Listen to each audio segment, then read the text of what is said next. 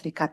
Nah, salah satunya adalah kuatnya pasar pariwisata domestik Indonesia dengan volume perjalanan wisatawan Nusantara yang sangat tinggi.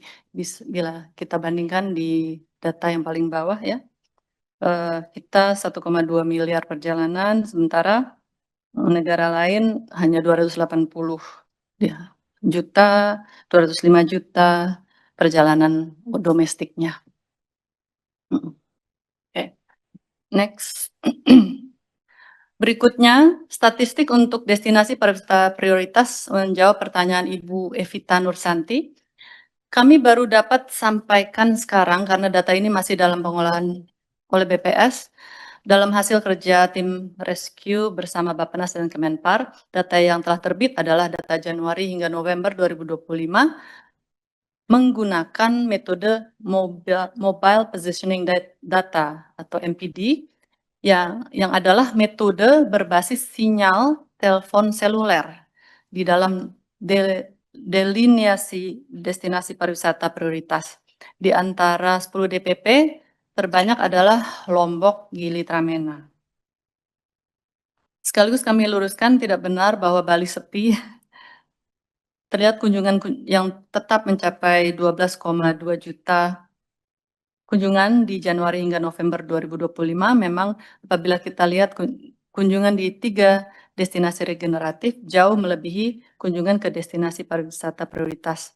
Karena memang ketiga destinasi ini adalah yang paling dikenal sekaligus memiliki konektivitas yang paling baik, sehingga pintu masuk wisatawan memang utamanya dari ketiga destinasi ini.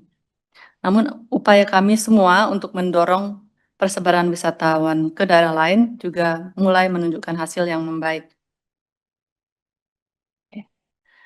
Uh, Next-nya ini 28 kami skip.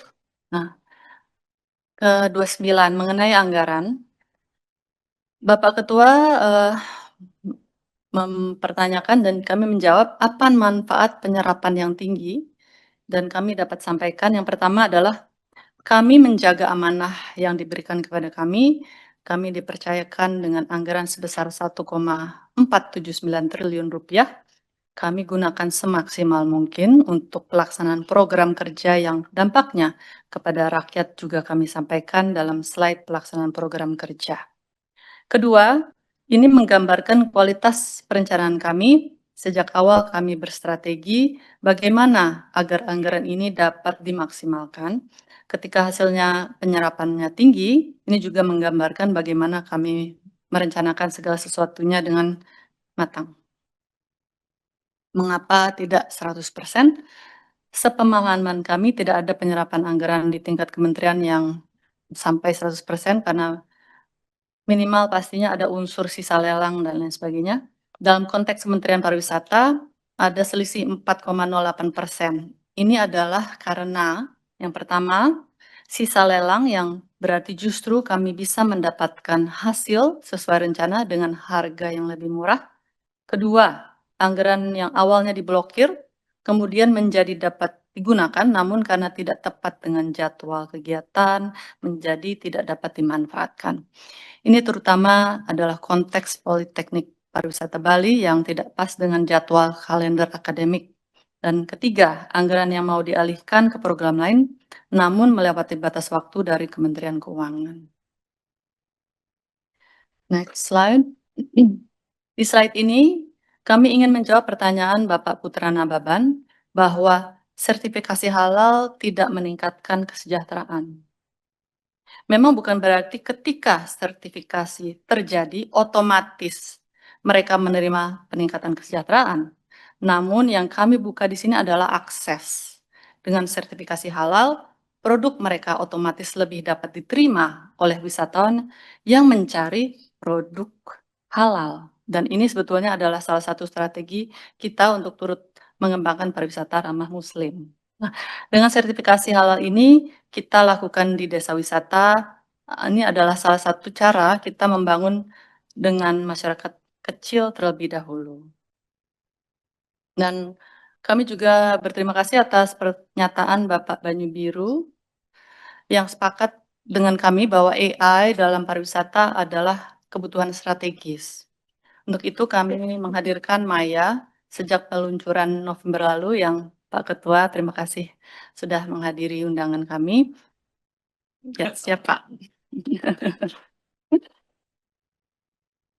Fitur ini telah digunakan dalam 2 bulan ini Pak, 150.000 kali dengan rata-rata tingkat interaksi sebesar 3,5%, angka yang berada dalam rentang standar industri sesuai benchmark ya. Oke, halaman 31. Oke. Menjawab pertanyaan kedua oleh Bapak Ketua lagi, terkait lokasi gerakan wisata bersih Pak Ketua. Berikut kami sampaikan lokasi-lokasinya. Pemilihan lokasi ini dilakukan berdasarkan masukan para pemangku kepentingan, lokasi-lokasi mana yang dirasakan akan paling berdampak dengan mengutamakan destinasi pariwisata prioritas. Kami berhasil mengajak lebih dari 9.000 masyarakat untuk berpartisipasi mengangkat isu kebersihan. Gerakan ini juga membangkitkan kepedulian di lintas kementerian lembaga, bahkan Bapak Presiden juga menginisiasi gerakan lanjutan Gerakan Indonesia Asri, yaitu aman, sehat, resik, dan indah. Tentunya untuk mendorong kebersihan, kami bukan hanya bersih-bersih di destinasi, tapi juga berkolaborasi dengan KL yang memang memiliki tusi untuk aspek ini, dari aspek ketersediaan infrastruktur, pengelolaan sampah, program pembersihan secara masif, dan lain-lain.